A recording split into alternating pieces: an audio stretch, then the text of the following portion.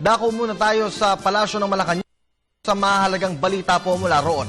Naroon po ang aming kasamang si Elena Luna. Elena, magandang hapon sa'yo.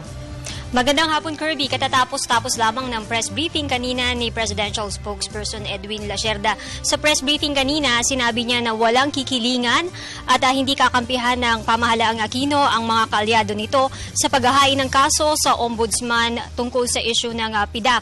Sinabi ni Lacerda na ito ay hindi magkakaroon ng compromise agreement.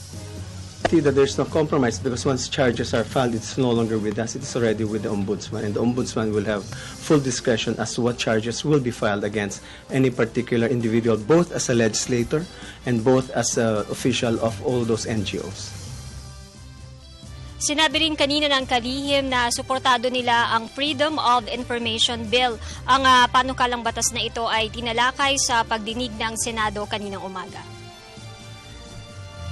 Meron kami Malacanang bill. In fact, when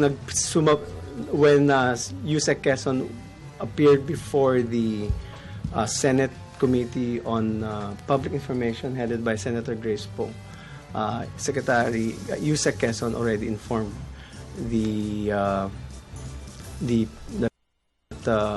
we will submit the Malacanang bill, Malacanang version of the FOI bill. So that is something that we are prepared to do.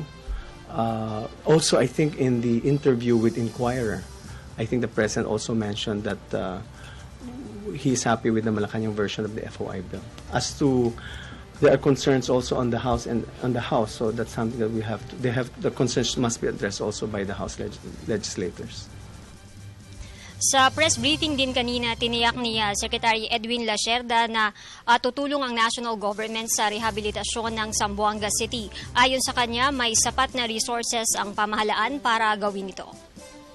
Nangyari sa Zamboanga, in general po, kailangan nila ng ating tulong na ating national government po at tayo po ay handang tumulong sa kanila po. Yung national housing, hindi makakasama dyan sa dahil yung sa housing, hindi ba pwedeng? Titinan ko po muna, I don't want to commit some agency na wala ho kami, hindi ko pa ho masyadong klaro kung ano po. But in general po, we've seen the damage caused to the peoples in Zamboanga City, and national government is prepared to help. Nilinaw din ni Secretary Lacerda kanina na nananatili sa Zamboanga City si Pangulo at itinanggi niya ang napabalita na ang Pangulo ay nasa Davao o nasa bansang Malaysia. Sa kabila ng pagtiyak na nandoon pa rin ang Pangulo, hindi na sinabi ni Secretary Lacerda ang eksaktong lokasyon ng Pangulo para na rin sa kanyang seguridad. At yan ang ating balita mula dito sa Malacanang. Sa tulong ng RTVM, ako si Elena Luna para sa Telebisyon ng Bayan. Maraming salamat sa iyo, Elena.